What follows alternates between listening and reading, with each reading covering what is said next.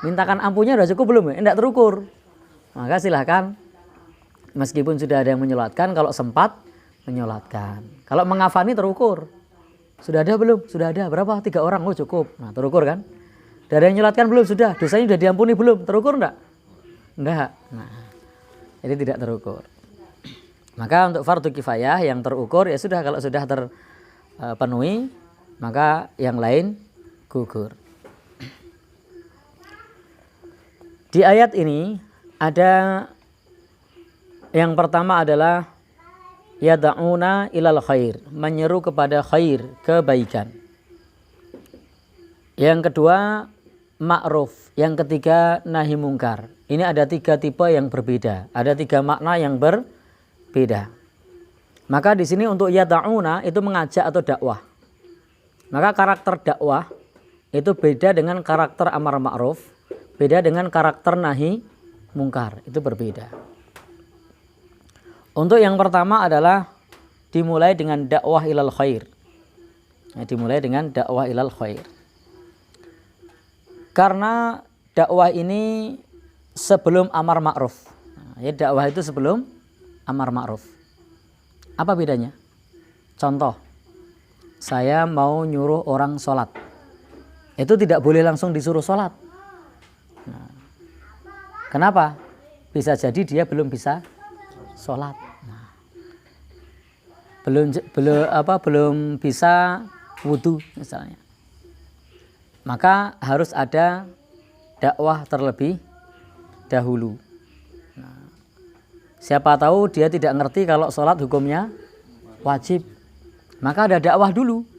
Nah, maka dakwah itu sebelum amar ma'ruf. Nah, dakwah itu sebelum amar ma'ruf. Wa da'wah ilal khair hiya bayanul khair. Dan dakwah kepada kebaikan adalah menjelaskan kebaikan kepada manusia. Apa bedanya khair sama ma'ruf? Khair itu kebaikan yang tidak dikenal luas. Khair itu kebaikan yang tidak dikenal umum. Tapi kalau ma'ruf itu kebaikan yang dikenal luas, yang dikenal umum. Itu namanya ma'ruf. Jadi jujur itu ma'ruf. Dia ngaji tidak ngaji, dia tahu kalau itu baik. Tapi kalau khair ini harus ngaji dulu, harus belajar dulu. Tanpa belajar dia tidak tahu. Nah, maka di sini contohnya mengajak orang untuk sholat. Dia belajar dulu tentang sholat. Dan tidak semua orang kenal sholat. Kemudian zakat, haji, puasa. Nah, maka ini adalah yang disebut dengan mengajak kepada khair, kepada kebaikan. Tidak semua orang ngerti tentang pembagian waris. Tidak semua orang ngerti tentang fikih muamalah. Maka ini namanya khair, kebaikan yang tidak dikenal umum oleh masyarakat. Riba misalnya, menjauhi riba. Tidak semua orang tahu. Tetapi beda kalau ma'ruf. Ma'ruf itu masyarakat semuanya tahu. Maka kalau sudah ada dakwah, maka menjadi ma'ruf. Karena dia sudah tahu. Nah, maka di lingkungan muslim, sholat itu jadi ma'ruf. Karena semua sudah tahu kalau sholat itu perintah. Nah, di lingkungan kita yang kaum muslimin yang sudah ngaji, jadi tahu kalau puasa itu wajib. Nah, maka setelah diajak kepada khair, kebaikan yang belum diketahui tadi, khair itu kebaikan yang belum dikenal umum. Kalau ma'ruf, kebaikan yang sudah dikenal umum. Nah, maka diawali dengan mengajak dulu, menjelaskan dulu. Yang berikutnya summa ba'da dzalika, setelah itu ya'ti, datanglah giliran amar ma'ruf. Nah, jadi sesudah kita sampaikan tentang kebaikan-kebaikan itu, baru kemudian amar ma'ruf. Tidak bisa kita ujuk-ujuk orang disuruh puasa padahal dia tidak tahu kalau puasa itu wajib. Caranya aja gimana tidak ngerti, kok disuruh puasa. maka diajak dulu.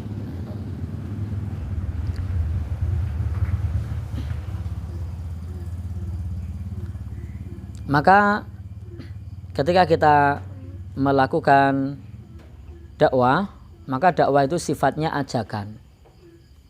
Dakwah itu sifatnya ajakan. Kalau amar ma'ruf itu sifatnya lebih tegas. Kenapa? Perintah. Jadi amar ma'ruf itu lebih tegas karena perintah. Nahi mungkar itu di atasnya tegas. Bahkan bisa jadi nahi mungkar itu keras. Jadi beda. Kalau dakwah itu ya mengajak lembut, amar ma'ruf itu tegas. Kalau nahi mungkar itu bisa jadi keras. Nah, saya mau tanya sekarang, kalau ada orang mau maling, kita mencegah malingnya gimana? Nyun ngapunten, ampun maling ini kudu gitu atau maling gitu, atau langsung dipegang? Ya, cara mencegahnya loh.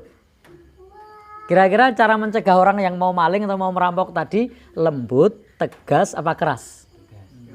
Ya, ya, keras. Ya, ada orang turun dari motor sedang pakai kunci T di depan sini kan, ungklak. Kira-kira, nyun sewu, assalamualaikum, mboten angsal niki gitu. Dosa lho Mas, jenengan ngaji dereng ngono. Itu karakter dakwah. Berarti gimana cara mencegahnya? Lembut, tegas, apa keras? Keras. Nah, keras.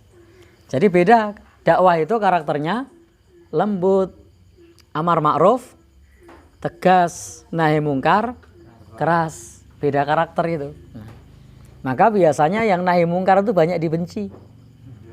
Karena keras. Pasti nang kuping rasanya tidak nyaman karena keras. Tapi beda dengan dakwah. Dakwah itu dicintai banyak orang karena sifatnya lembut. Jadi dakwah itu sifatnya lembut.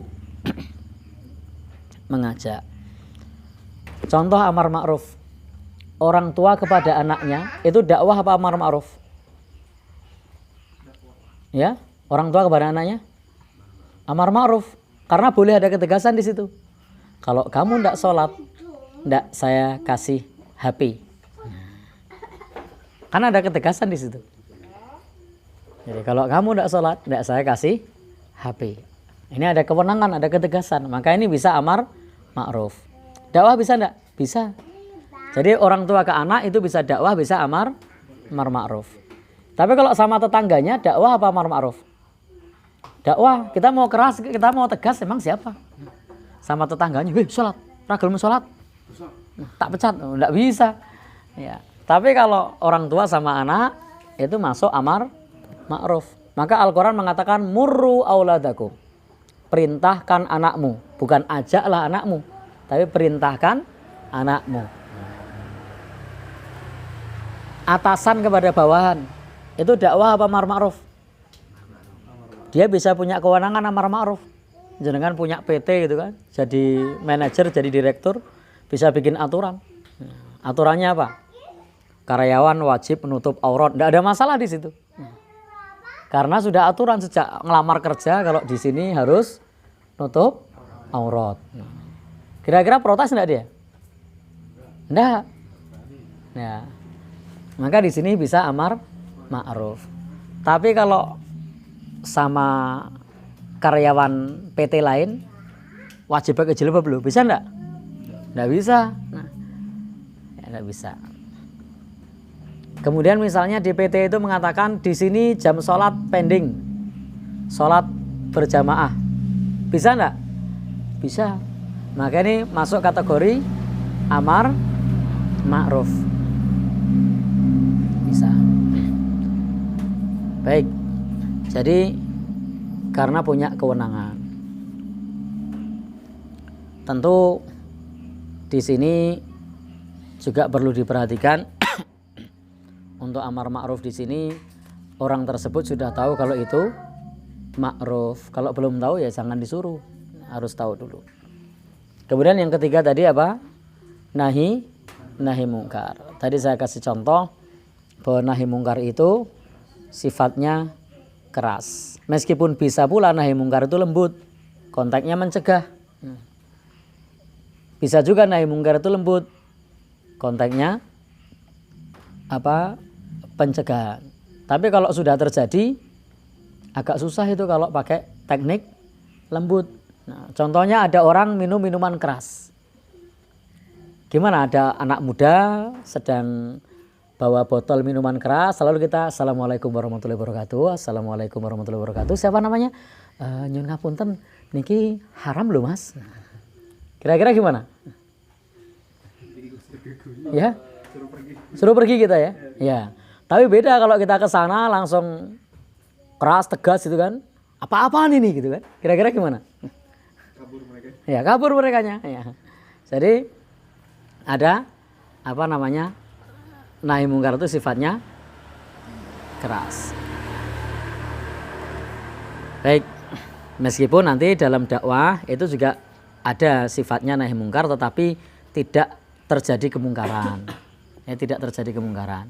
Misalnya ada seorang penceramah melarang mencuri, kan nahi mungkar juga.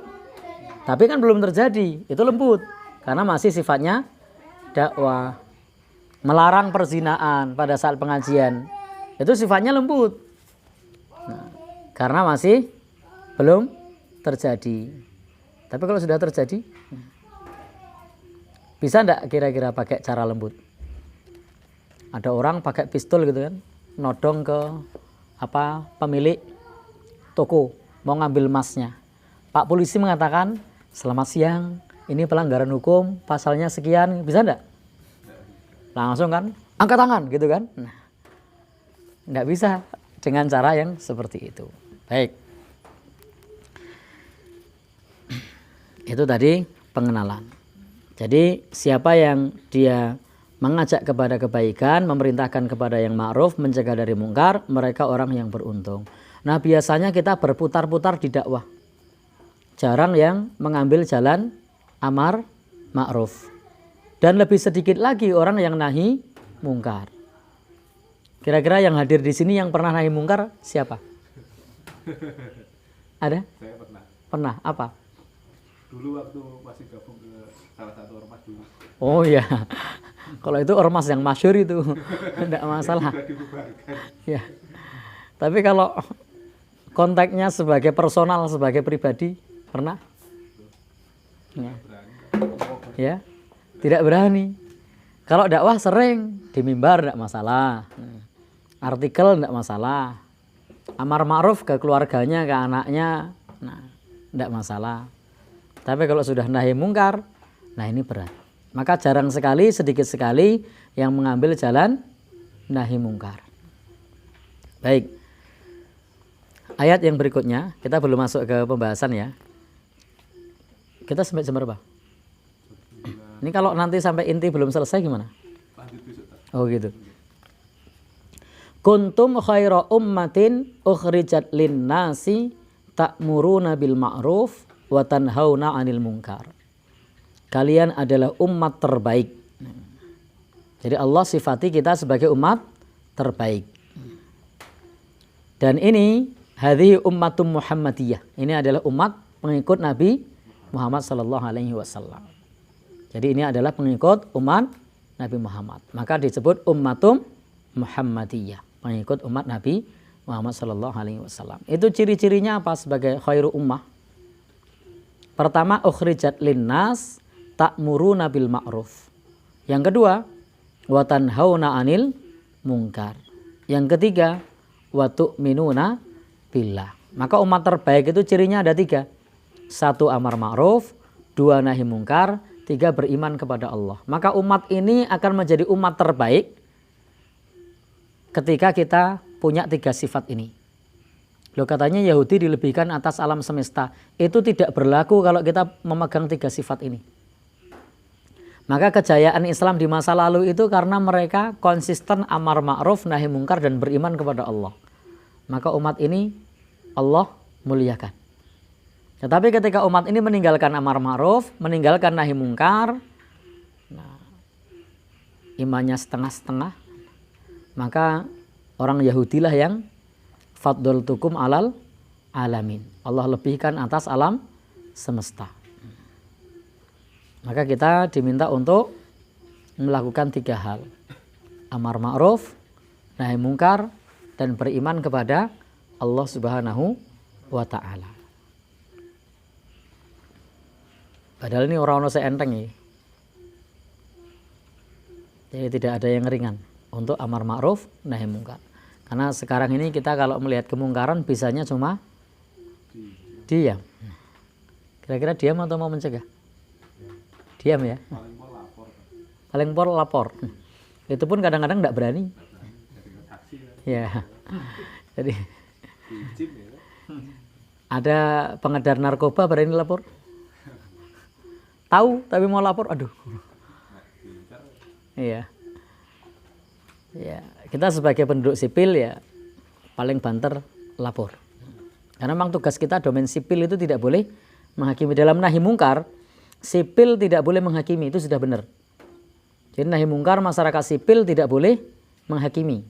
Sipil itu hanya boleh mencegah dan menyerahkan pada pihak yang berwajib. Imam Ahmad rahimahullah, Allah Subhanahu wa taala semoga merahmati beliau, ketika menjelaskan ada seorang pencuri, maka pencuri itu ketika kemudian barangnya sudah ditinggal, sudah lari, tidak perlu dikejar.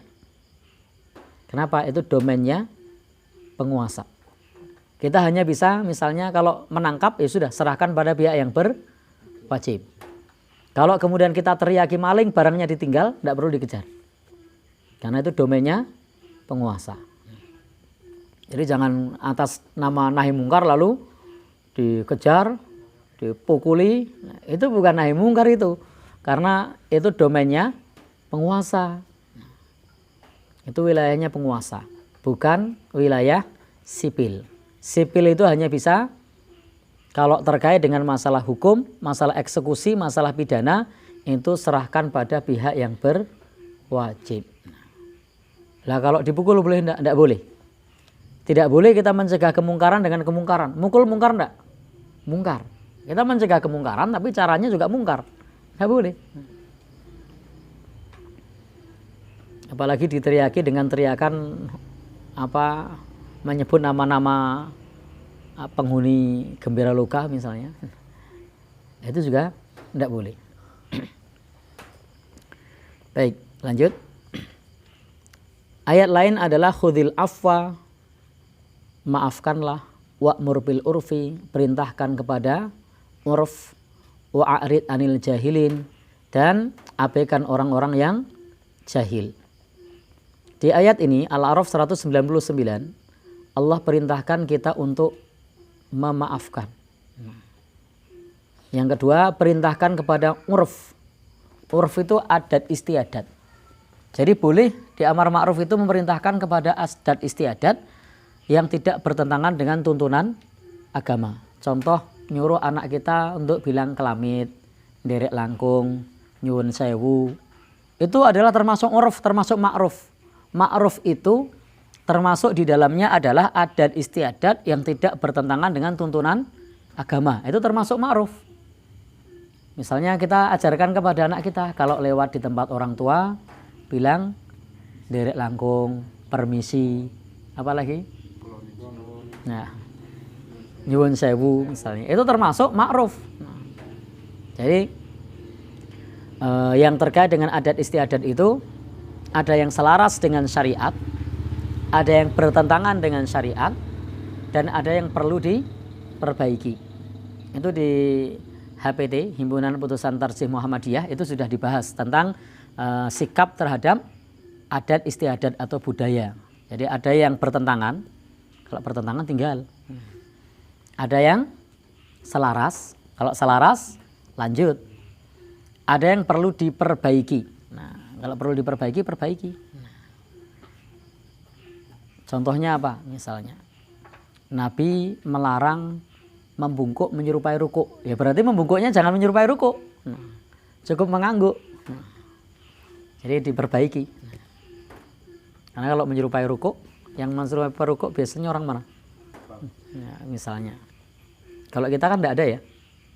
Ada enggak? Ya. Menyerupai rukuk, Bu? Ya. Apalagi sujud jelas tidak boleh. Ya. Baik. Jadi ada bagian yang bertentangan, tinggal ada yang bagian selaras, lanjut, ada yang bagian bisa diperbaiki. Baik.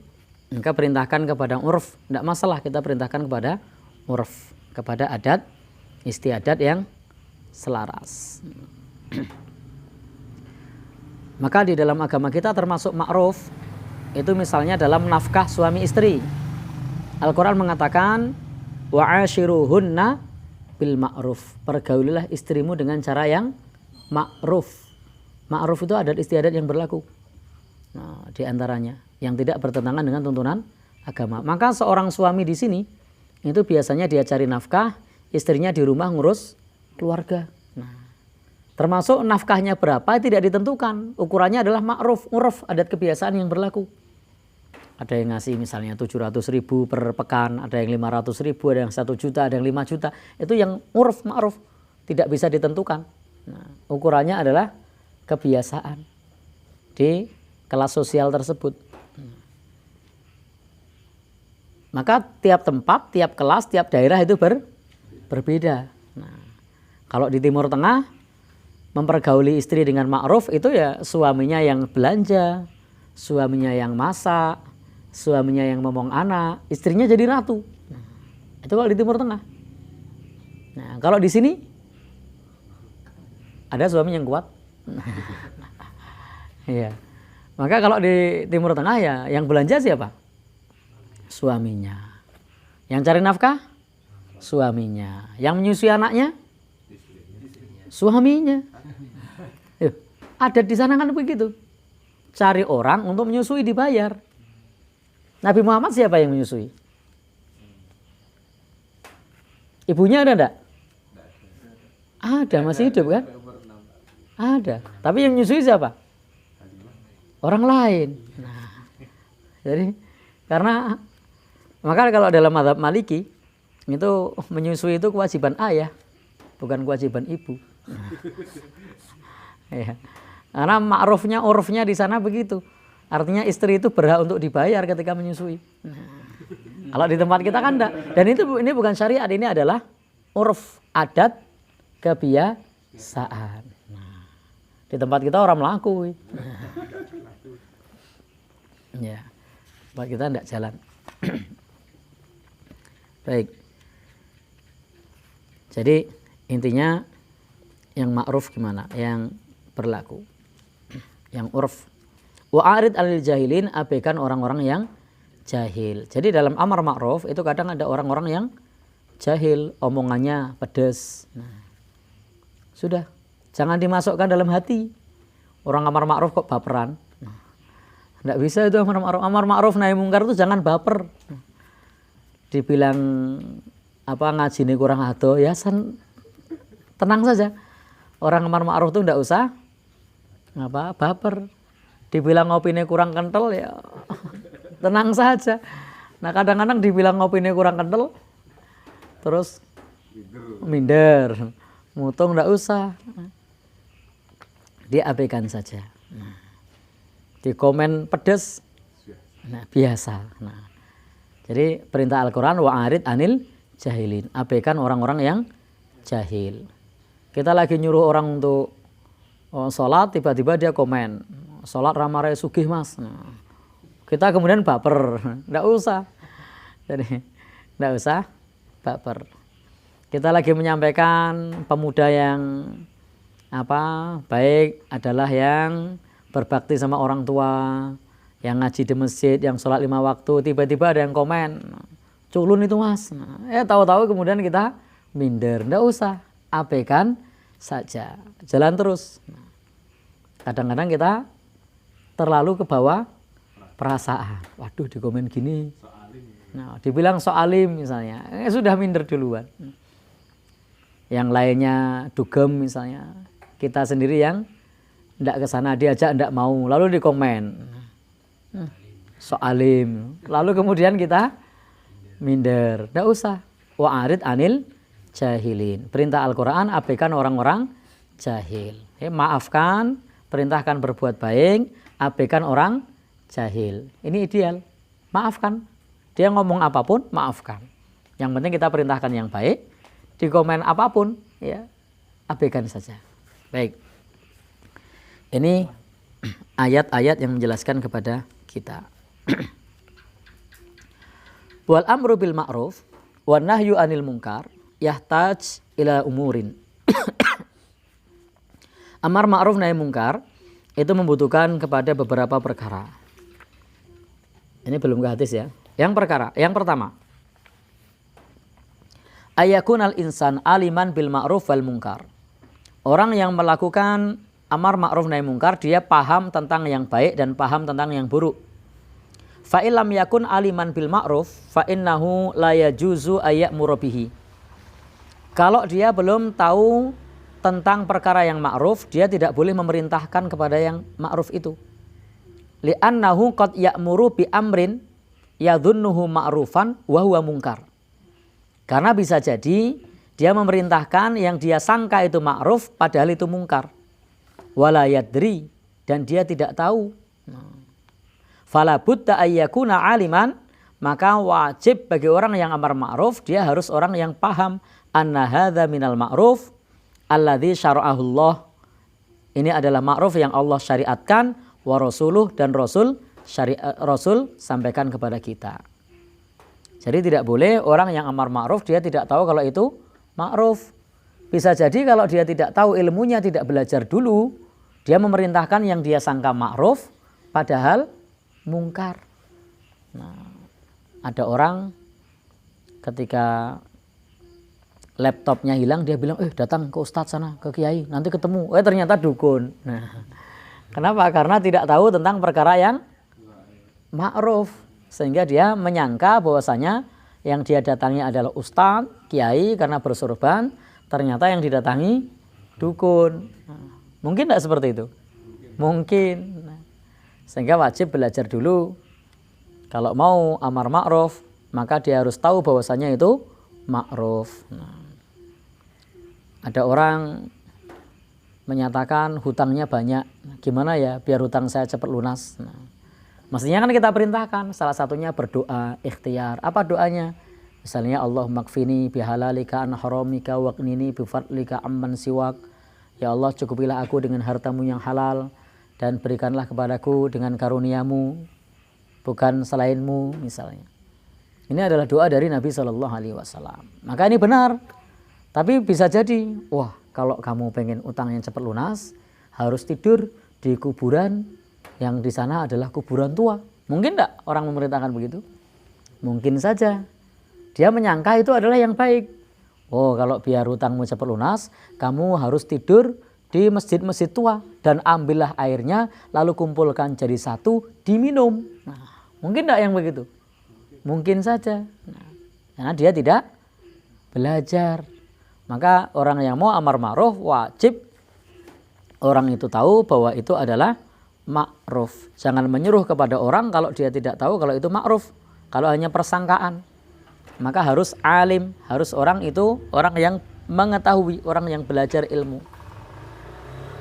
Demikian pula wala budda ayyakuna aliman bil munkar. Dia harus tahu kalau itu adalah mungkar. Maknanya aliman bi anna hadza munkar. Mengetahui bahwasanya ini adalah mungkar. Fa illam yakun aliman bidzalika fala yanha anhu. Kalau tidak tahu bahwasanya itu mungkar, maka jangan mencegah.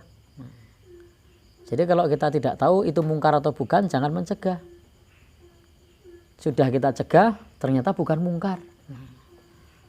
Nah, kan malah aneh. Ada orang melakukan perkara yang baik dikira mungkar lalu dicegah hanya karena dia, kalau bahasa netizen, ngaji kurang aduh gitu kan. Nah, kemudian dia mencegah orang lain. Ada orang pakai jilbab gede banget, kamu jangan pakai kayak gitu, kayak karung goni, tidak boleh itu. Nah, padahal yang tuntunannya itu menutup dada, tapi malah dicegah, ora umum wong itu. Nah, pakai yang kecil aja. Nah, dia seolah-olah mencegah kemungkaran, seolah-olah yang gede itu mungkar. Padahal karena dia ngajine kurang aduh. Nah, ini bukan bahasa saya ya, bukan bahasa saya. Ini hanya meminjam istilah saja.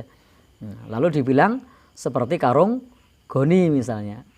Karena dia belum belajar, dia sangka kalau gede itu mungkar, disangka aliran sesat.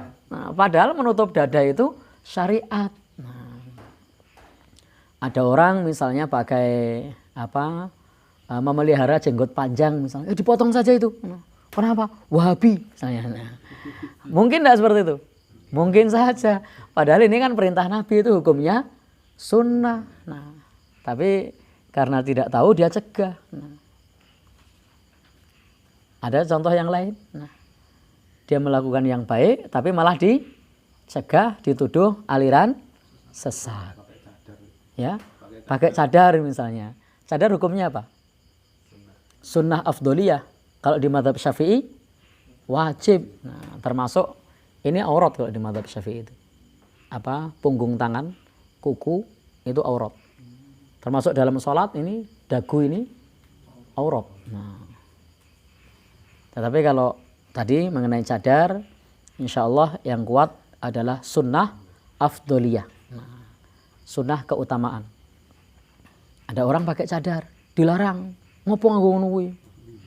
Ninja, teroris. Nah, malah dicegah. Nah, jadi malah dicegah. Padahal tadi saya sampaikan, penulis kitab ini menjelaskan kita harus tahu dulu bahwa itu mungkar.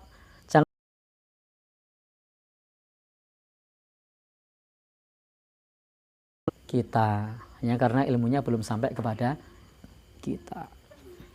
Atau bisa jadi itu ikhtilaf. Para ulama berbeda pandangan. Ikhtilaf juga tidak boleh dicegah. Jadi yang ulama berbeda pendapat itu tidak ada nahi mungkar. Kita punya pemahaman bahwasanya kunut tidak ada tuntunannya, misalnya kunut subuh.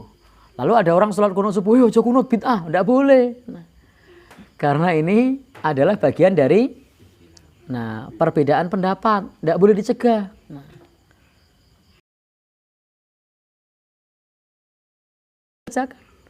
bagi yang meyakini itu bid'ah ya jangan dikerjakan. Selesai. Tidak bisa kemudian kita mendatangi masjid, wih, tidak boleh itu, tidak boleh. Nah, ini ikhtilaf.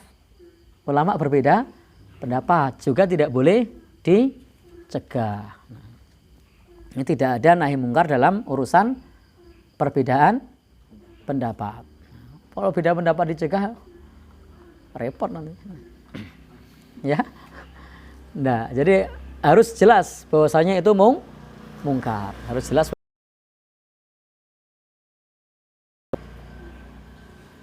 Demikian pula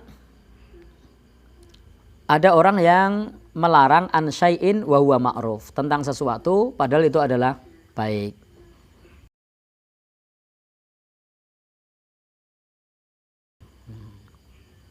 Ada pula kadang-kadang dia menyuruh seolah-olah kebaikan, ternyata itu malah mungkar.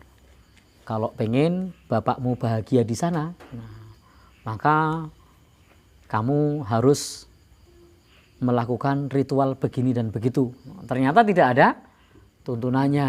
Nah, berarti harus punya ilmu dulu, belajar ilmu dulu. Demikian pula kadang-kadang malah melarang sesuatu yang mubah. Sesuatu yang dibolehkan tapi malah dilarang karena tidak tahu ilmunya. Padahal perkara tersebut adalah perkara yang boleh-boleh saja, tapi malah dicegah. Ada orang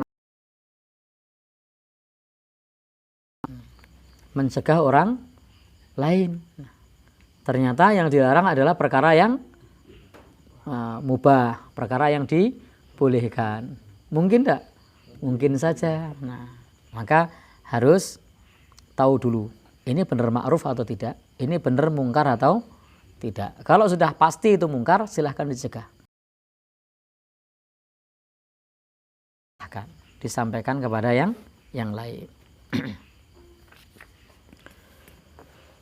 Al-amrus tsani, yang kedua,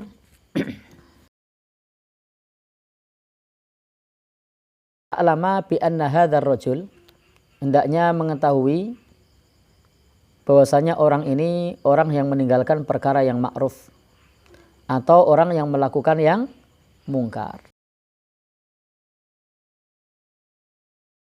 Ma'ruf padahal orang itu sudah melakukan yang ma'ruf. Jadi kita tidak perlu amar ma'ruf kepada orang yang sudah melakukan yang ma'ruf. Imam masjid diceramai. Sholat. Assalamualaikum warahmatullahi wabarakatuh. Bapak, saya nasihatkan Anda untuk sholat 5 waktu di masjid. Padahal dia imam masjid. Ini masalah ini. Maka harus perkara yang ma'ruf itu. Maka baru disampaikan. Orang ini kaya, tidak pernah sedekah. Nah, diceramai untuk sedekah. Dia sudah ahli sedekah, diceramai disuruh sedekah.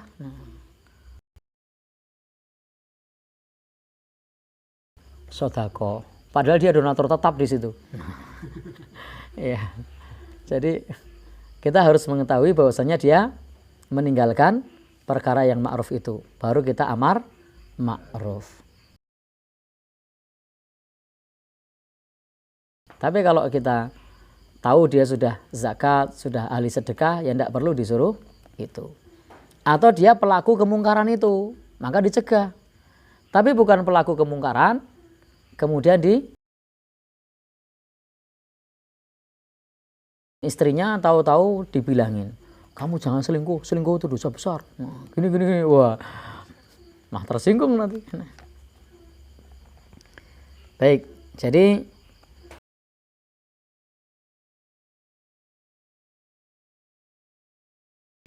persangkaan. Inna ba'dadh-dhanni ismun. Karena persangkaan itu dosa.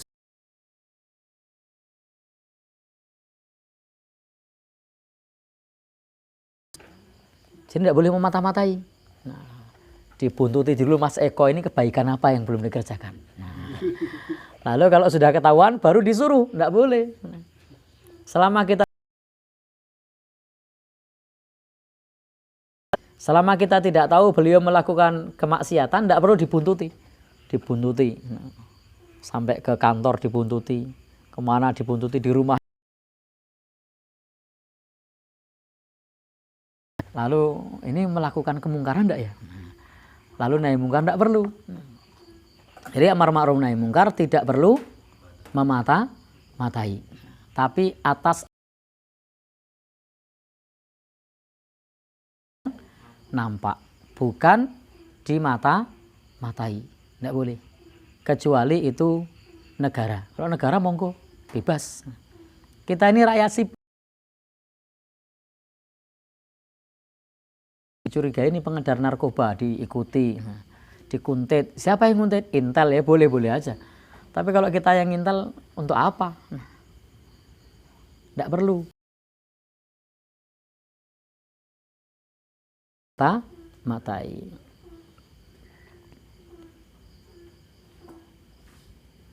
Maka fa idza ra'aita syakhsan, kalau kita melihat seseorang yang tidak nahu la yusalli, bahwasanya dia tidak sholat, bisa jadi dia sholat di masjid yang lain. Bal qad yakunu yusalli fi masjidin. Jadi dia ada udzur, repot misalnya. Jadi tidak kemudian menyangka, oh fulan ini fasik ini, tidak pernah kelihatan di masjid. Siapa tahu di masjid repot. Nah, ini tidak boleh su'udzon.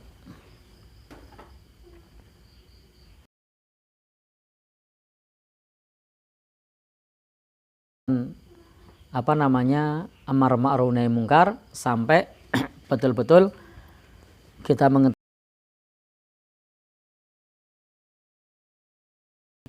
mungkar atau tidak melaksanakan yang ma'ruf.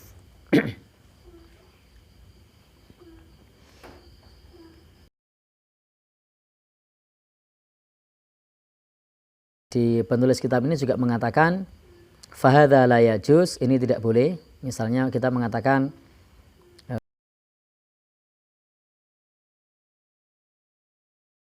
dengan mengatakan kamu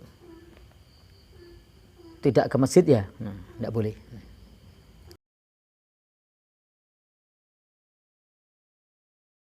boleh. Bisa jadi ke tempat yang lain.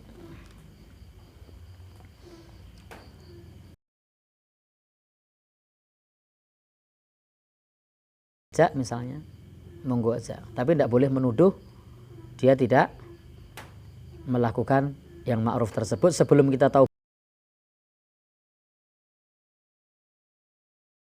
Tidak perlu kemudian diselidiki. Di mana tuh dia? Ada enggak sih di rumah? Begitu pulang dari masjid, lalu dia,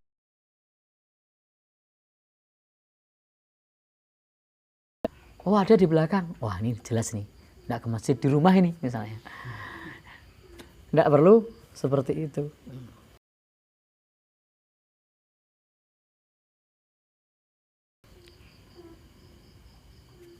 Selanjutnya,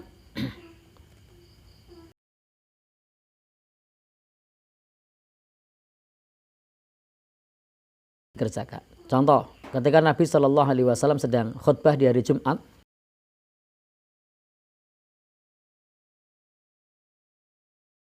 sholaita, kamu sudah sholat? Jadi tanya dulu, tidak nuduh, kamu tidak sholat ya? Tapi Nabi mengatakan,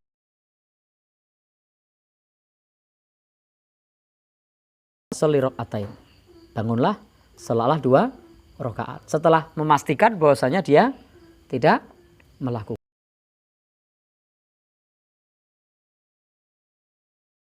Jangan tanya, kamu tidak sholat ya? Kok tahu-tahu kamu tidak sholat? Ya, tapi tanya dulu.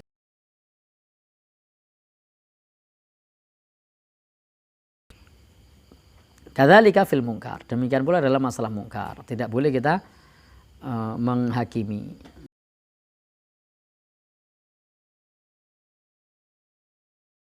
Bukan dengan cara memata-matai.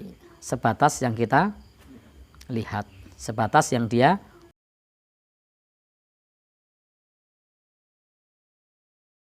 Syarat yang ketiga. Tidak boleh alla yazulal mungkar.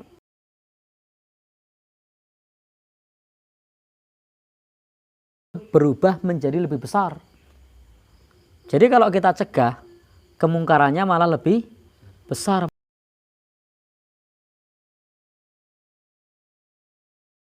Ini mungkar. Maka konsepnya adalah darul mafsadah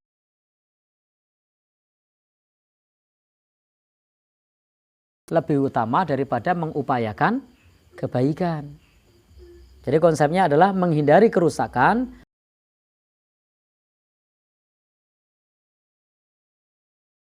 mungkar justru nanti malah lebih parah. Tadinya pemuda-pemuda ini misalnya minum minuman keras di pojok,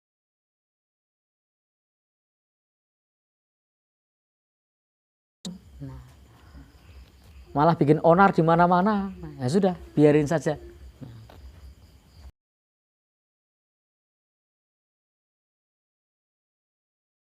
Justru kalau dibiarin, ya kemungkarannya cuma untuk mereka sendiri, merugikan mereka tok. Yang lain tidak rugi. Tapi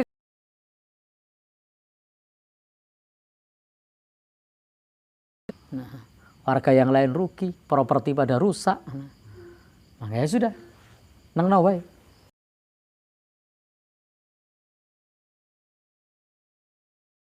Ini dipakai. Untuk apa? Menghindari kerusakan yang lebih besar.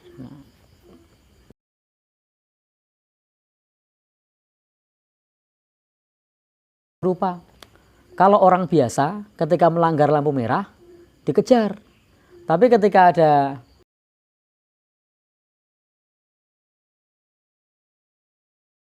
justru kalau dicegah malah ngamuk, pos pilih sini dirusak, diobong, mungkin enggak?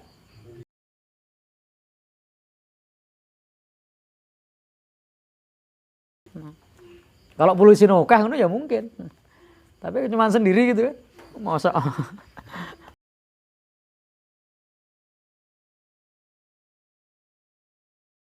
kan mengupayakan kebaikan. Jadi nahi mungkar itu dilakukan kalau menurut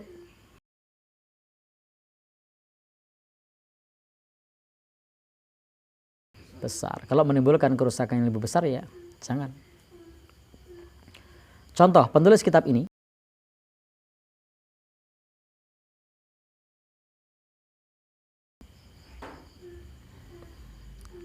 law anna rajulan, ada orang yashrab,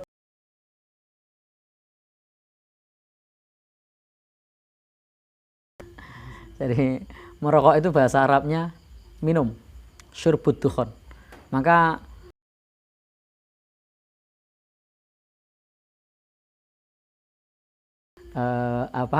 merokok itu termasuk minum.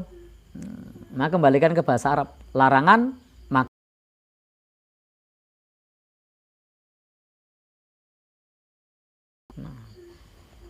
maka ada orang yashrabud dukhon, maka di depan kita ada orang merokok.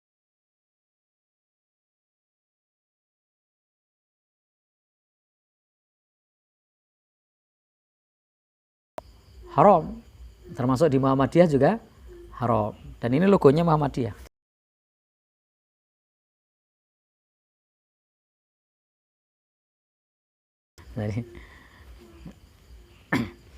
Jadi di Muhammadiyah juga merokok itu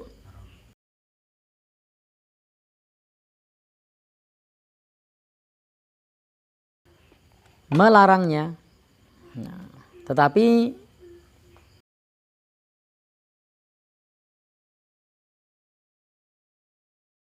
tukar, dia akan duduk bersama dengan orang-orang yang mabuk, sehingga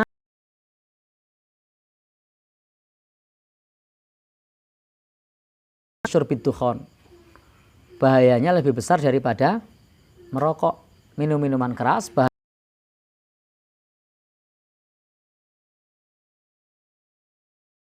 malah minum minuman keras. Nah, ini contoh bagaimana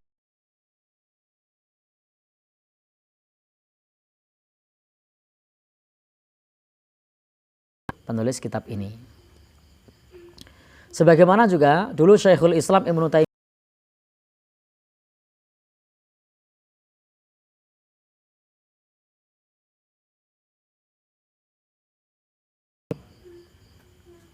wa kana ma'a sahibin lahu, dan beliau ma'ahu wa kana ma'ahu,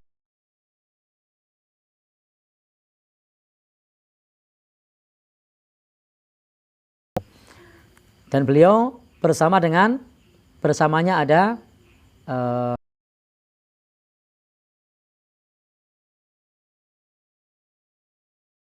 Al-Jauziyah.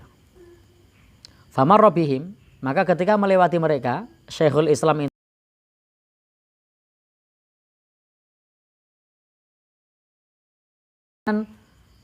murid beliau berkata, limadza lam tanhahum,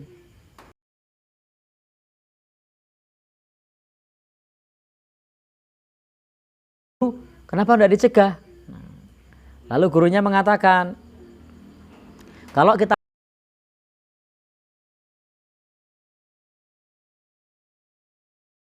mana-mana, dia akan mengambil kehormatan kaum muslimin, akan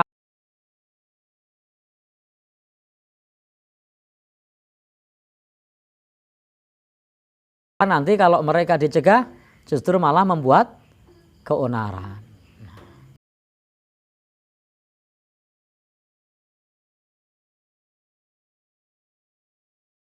Menimbulkan perkara yang lebih besar atau tidak.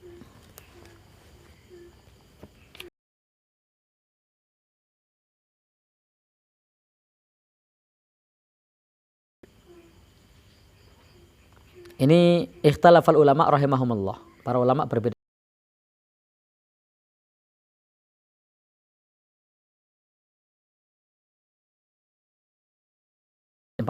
Ini para ulama berbeda pendapat.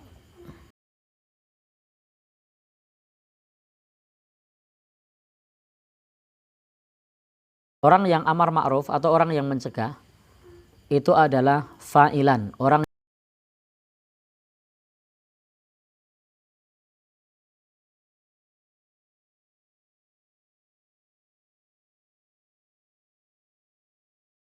disyaratkan seperti ini. Tidak disyaratkan seperti ini. Tidak disyaratkan orang yang menyuruh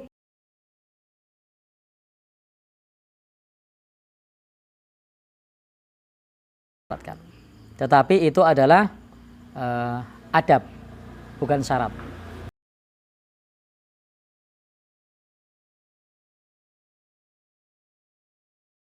Melakukan.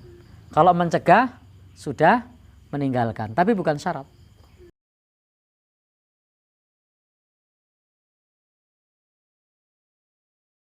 Mencegah meskipun belum meninggalkan ada maslahat. Jadi tetap ada maslahatnya.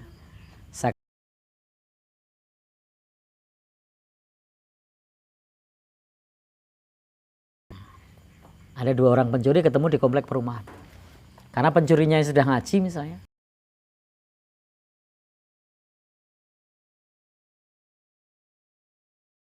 Buat kamu.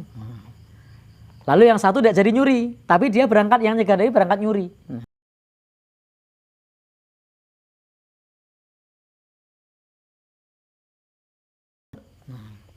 Tapi karena dia mencegah, pencurinya 1.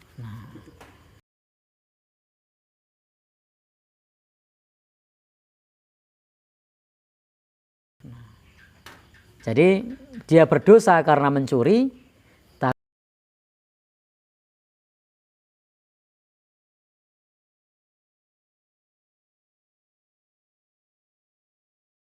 pencuri ketemu mau ngapain? Nyuri, sama. Nah, kamu sana.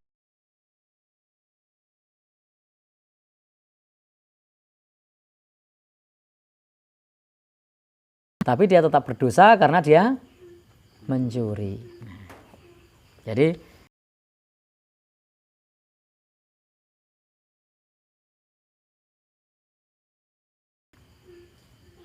melakukan amar ma'ruf kepada orang-orang yang berduit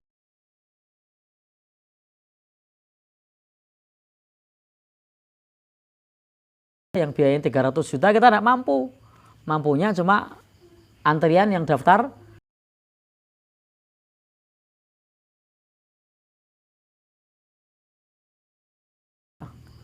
misalnya 40, 30 tahun lagi umur 70. Padahal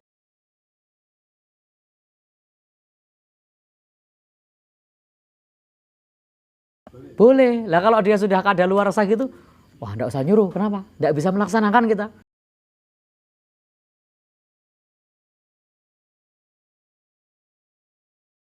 Tidak mesti orang yang nyuruh sodakoh itu sudah sodakoh. Maka dalam Al-Quran disebutkan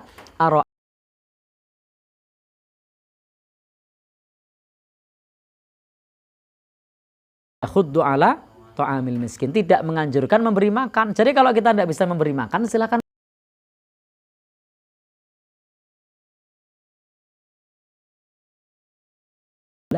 Ngebilang tanya kasih, Pak, ini nyun tolong ada orang minta-minta, monggo dikasih. Boleh enggak? Boleh.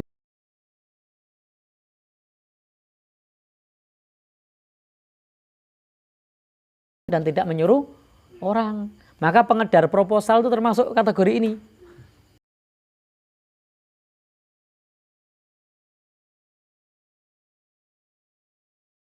Dari dakwah atau amar ma'ruf tapi tidak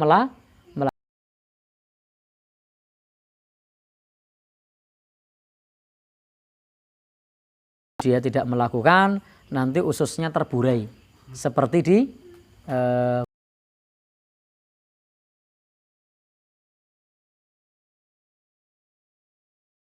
mesin penggeraknya itu himarnya muter. Nah, maka Nabi menyebutkan salah satu dosa orang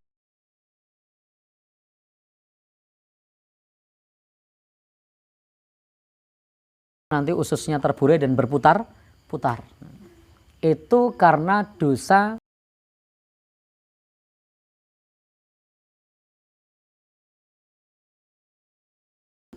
kemudian berdakwah, kemudian mengamalkan.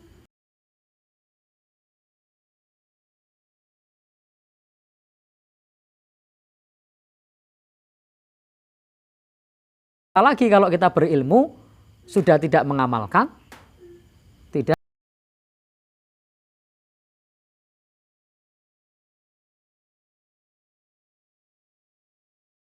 Ini masih lebih baik orang yang berilmu mau berdakwah meskipun belum mengamalkan. Sudah tahu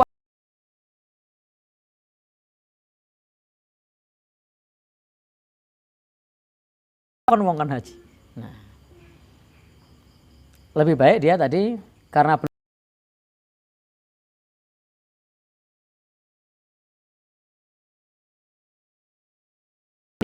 merokok. Nah, baik.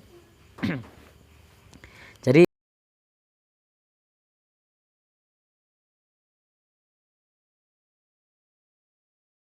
yang menyuruh harus sudah melaksanakan. Karena ada satu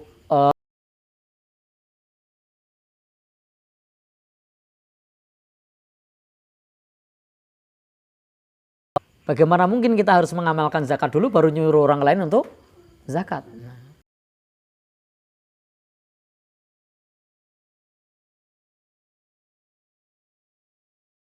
Ngomong apa lagi selain zakat misalnya? Karena ada banyak pos-pos kebaikan yang belum tentu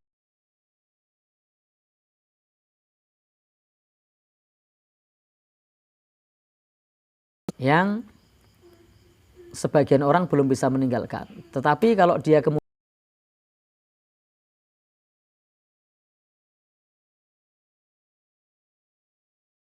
mencegah, dan yang terbaik seperti yang adabnya tadi, jangan melakukan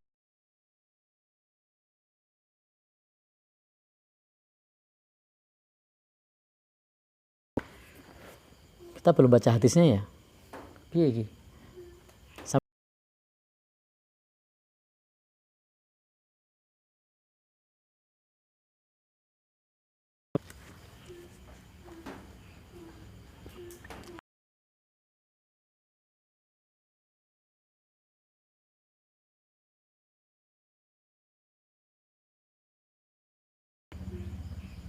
Amar ma'ruf nahi mungkar mengenai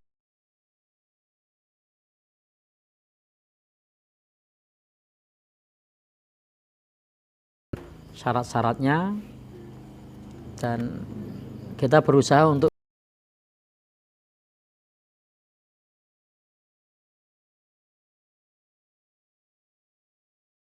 ini ayatnya masih banyak tapi tidak akan saya baca karena kuota saya tinggal 5.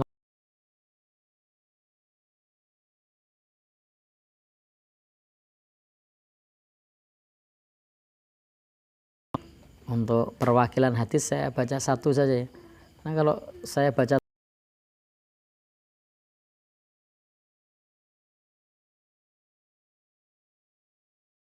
ya gitu, tidak apa-apa? Ya baik. Sekarang ayat lagi.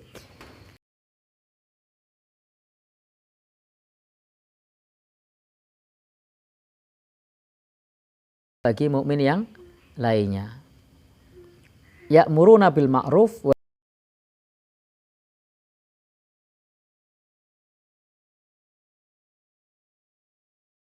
dan nahi mungkar itu juga bentuk rasa sayang kita kepada saudara kita.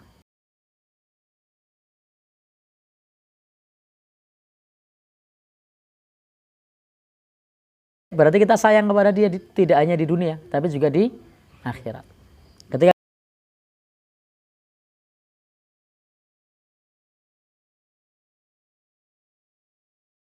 mungkar ini bertabrakan dengan prinsip umum atau prinsip sekuler.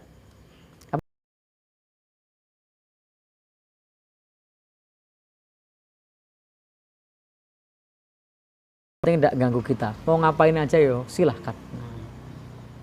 Ya kadang-kadang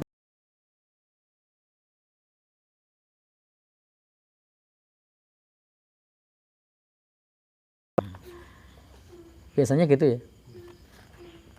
Ya.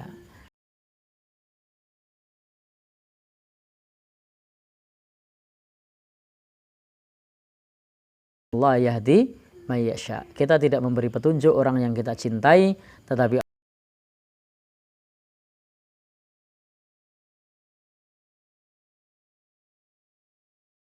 Allah wa ta'ala.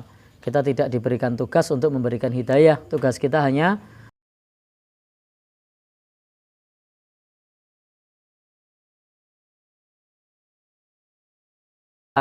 tidak ada yang lebih dari sekedar menyampaikan.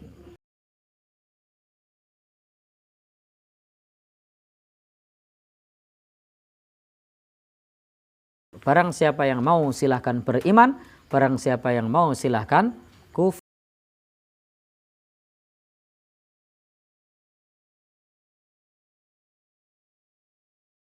Mengatakan wa qulil haqqu mir rabbikum, katakan yang benar itu dari Allah. Faman syaa,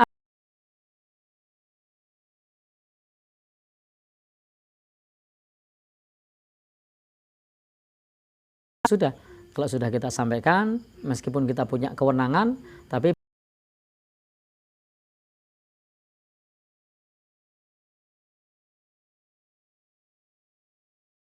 jadi kita tidak bisa memaksa, kecuali sebagai tadi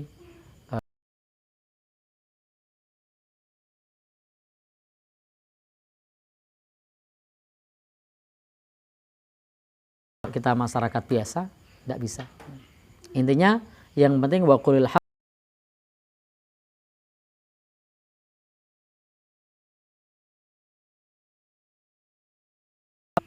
tidak perlu sakit hati. Kadang kita sakit hati.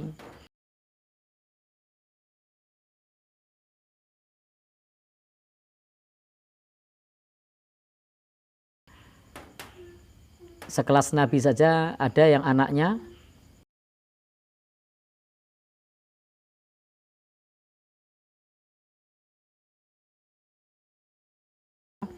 kita belum baca hadisnya. Insya Allah kita lanjut di kesempatan yang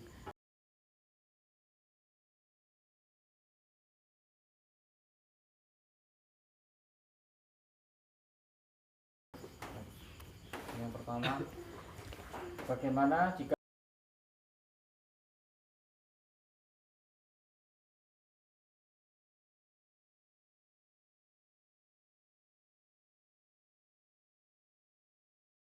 jam untuk menambah kas?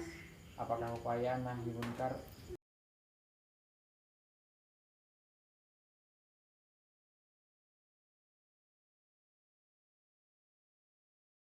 Jadi arisan itu prinsipnya adalah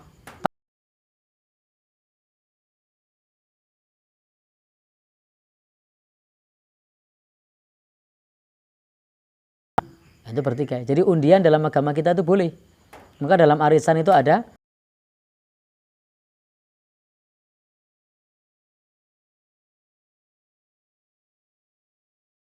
maka arisan meskipun ada undian di situ tidak ada masalah. Yang kedua, simpan.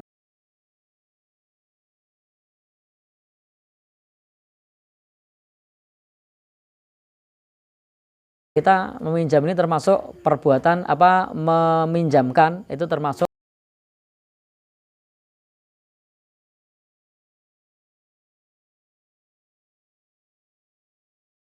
yang masalah itu kalau kemudian saat pinjam meminjam itu ada riba.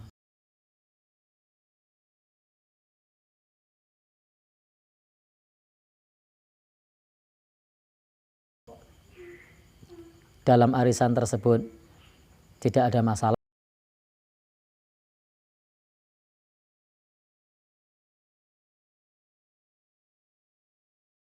Di penanya tadi tidak menyebutkan ada riba, mengarah, berarti belum ada. Nah,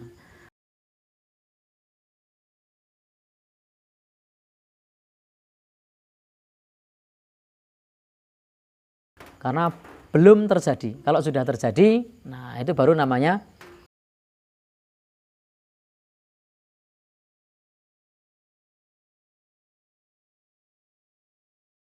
tidak perlu ada kelebihan uang, dan itu lebih baik. Al-Quran mengatakan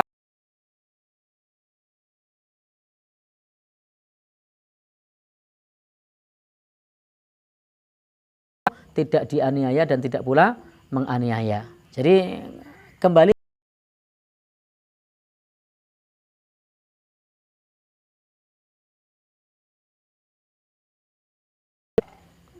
kemudian di Al-Quran juga menyebutkan kalau ada kesulitan jangan didenda.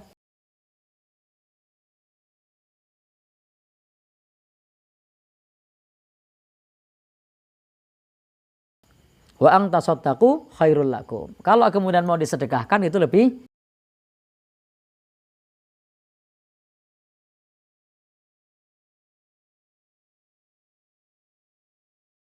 Tapi ya dilihat-lihat track recordnya. Kalau hobinya gitu ya jangan.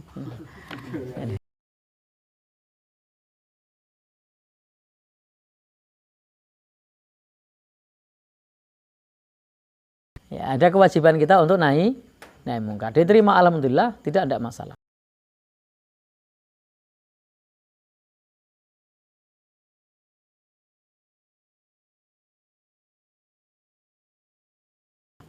Dana riba itu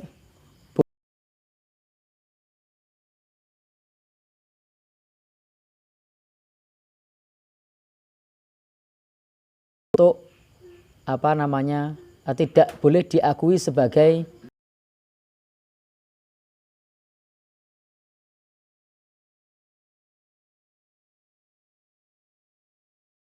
kalau untuk dana sosial, misalnya untuk cor jalan, misalnya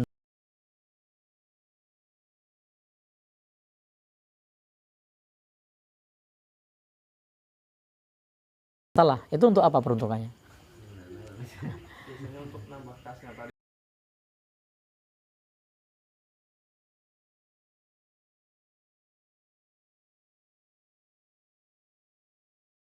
Kita banyak yang minjem, naik nambah. Kalau mau nambah tidak,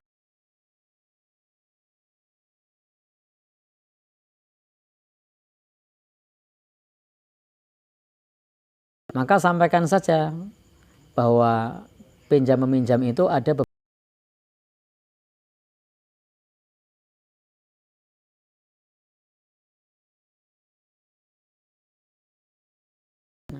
Jangan diwajibkan. Yang tidak sedekah tidak dipinjami lagi, ya tidak boleh itu.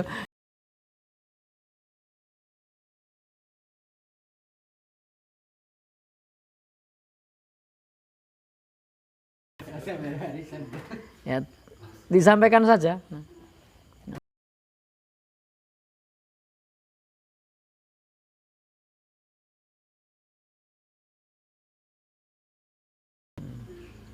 Jadi misalnya lewat forum usul.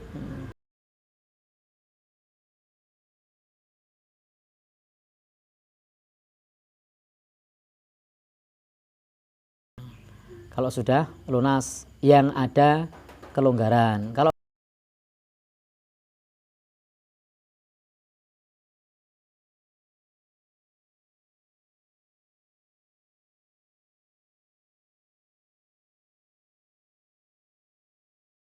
nama jasa dan ganti nama bunga dan ganti nama anak-anak dan ganti nama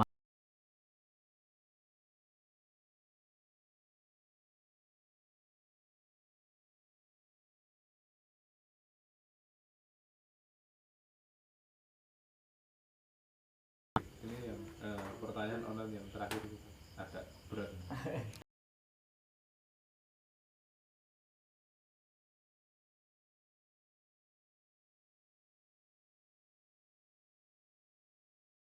Yang lain. Namun kenyataannya Indonesia adalah negara sekuler yang memisahkan agama dengan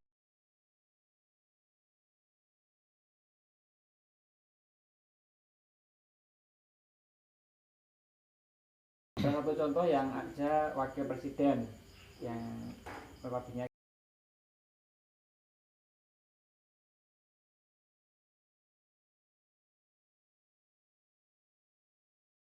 sementara berapa rokah perjuangan di ranah tersebut dicat artikel.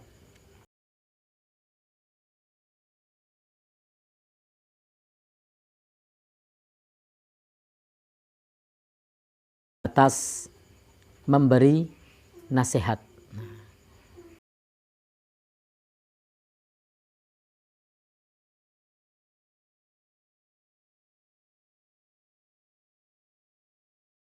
Taat. Walau ta'ammara alaikum abdun habasyun. Meskipun yang memerintah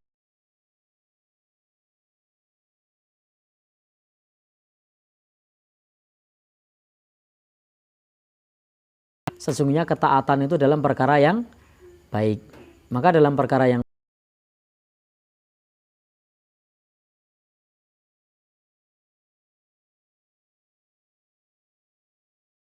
meskipun jauh dari masjid ya jangan jual. Boleh beli minuman keras kalau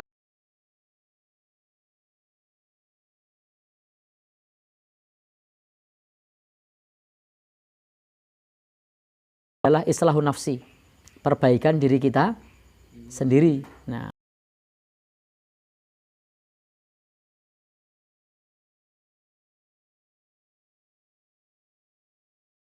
bisa kita lakukan untuk ke penguasa itu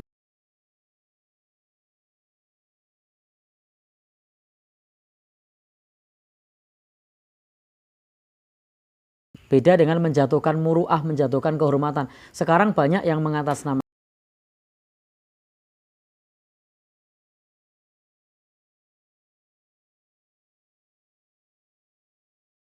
yang tidak senonoh untuk penguasa. Saya tidak usah kasih contoh lah.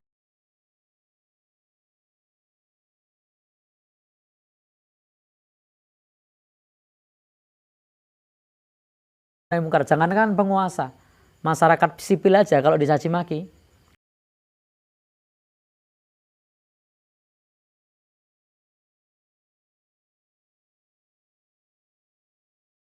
sholat itu berpahala. Nah, nanti untuk kita sendiri di akhirat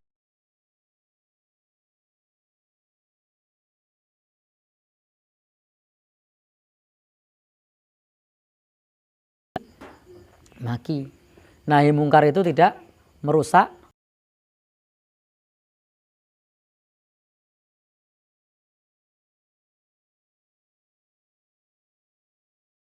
itu tadi cacian dan makian misalnya.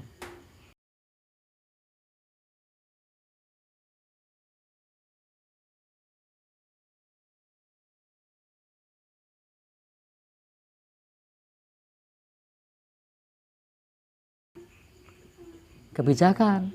Tapi kadang-kadang menyebut masalah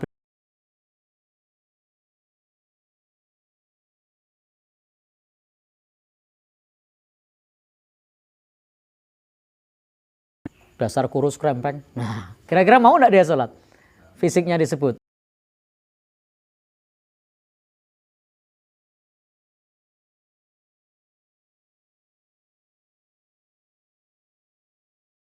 Rakyat biasa aja ketika dicaci maki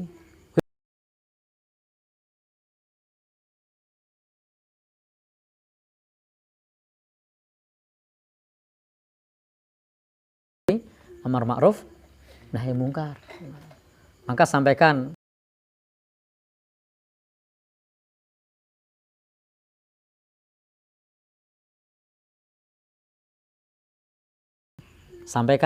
unek-uneknya.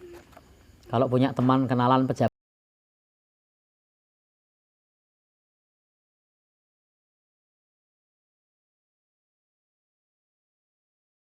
sasaran, tidak mengganggu kepentingan umum pula. Kalau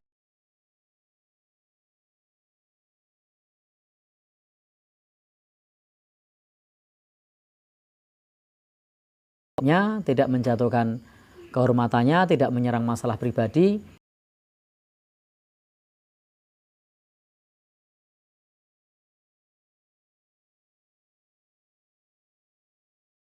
itu bukan di depan umum tapi empat mata. Maka lakukan sesuai dengan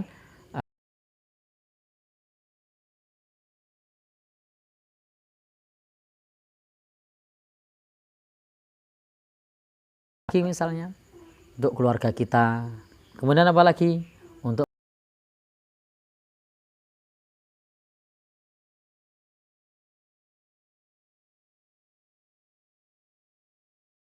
kebaikan yang skala makro, tapi yang kecil-kecil kita belum mampu.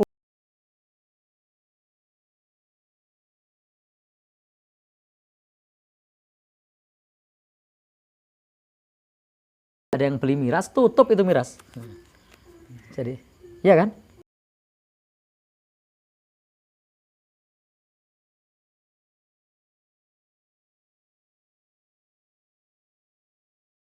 Akan delik-delik. Narkoba aja yang dilarang negara, yang tidak diizinkan,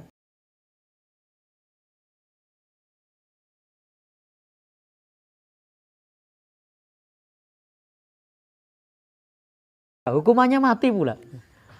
Tapi ternyata ya,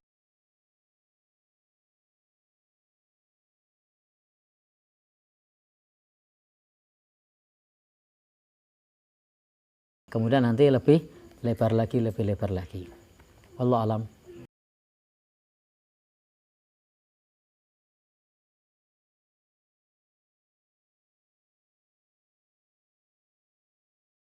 setelah saya tutup ini. Oke,